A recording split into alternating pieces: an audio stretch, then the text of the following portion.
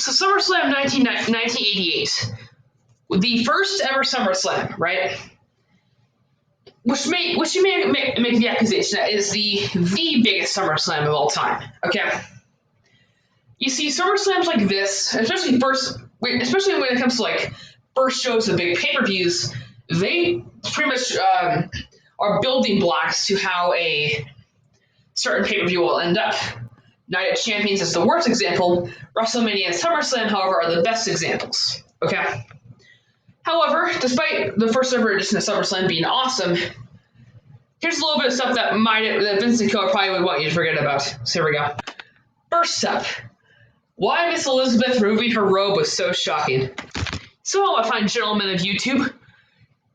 Just to point this out, apparently back until I'd say maybe the 90s, women showing off a bit of their leg was a little bit grotty back in those days. Obviously, it seems tame nowadays, but back then it was considered the biggest heel move of the decade. It's like this.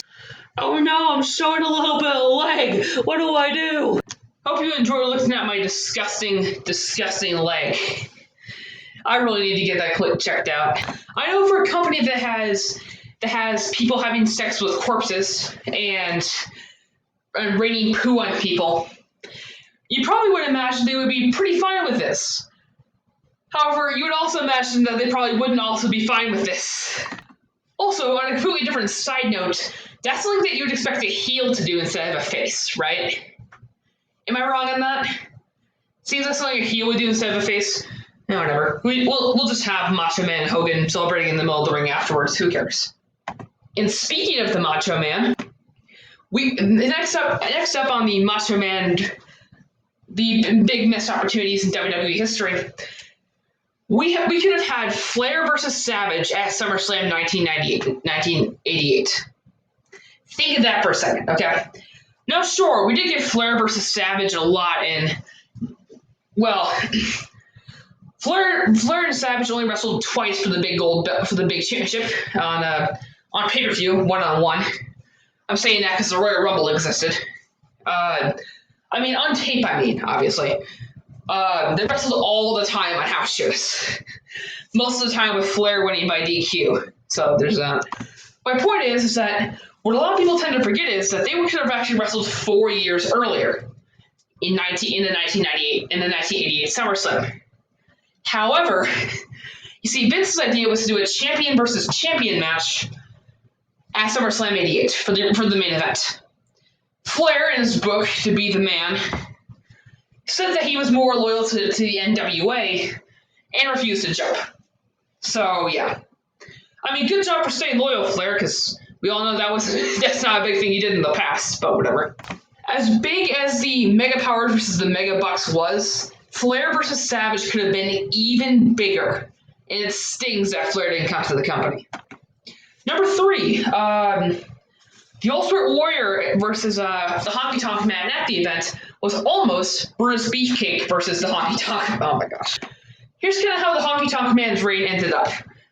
He won the title by a fluke to Ricky Steamboat. Okay, good start to a heel reign. He would then get the crap kicked out of him by everyone that faced him. Then he would roll him up or get DQ'd or something like that to win. To retain his title. People were begging for someone to end the reign of this guy. Okay. And honestly, the mere fact that the Ultimate Warrior did it made him into a star immediately. Judging by the fact that the Ultimate Warrior is now idolized by a statue in WWE and is a pretty big award in WWE, they might want you to forget that at one point, Brutus the Barber Beefcake was actually the original plan to beat the Honky Tonk Man. Yes, Brutus Beefcake. Think about that for a minute. Vince McMahon could have easily lost out on one of his biggest moneymakers and best gimmicks he may have ever had. So yeah, good call, Vince. I will point that out. Still bad that you considered it, though. And finally, the first match ended in a draw. No, I'm not saying that time limit draws don't have their place in building a feud. What I am saying is that to end the first SummerSlam match with people loudly rejecting the result, that's what makes it the things WWE wants to forget. Anyways, hope you enjoyed. I'll see you next time. Bye.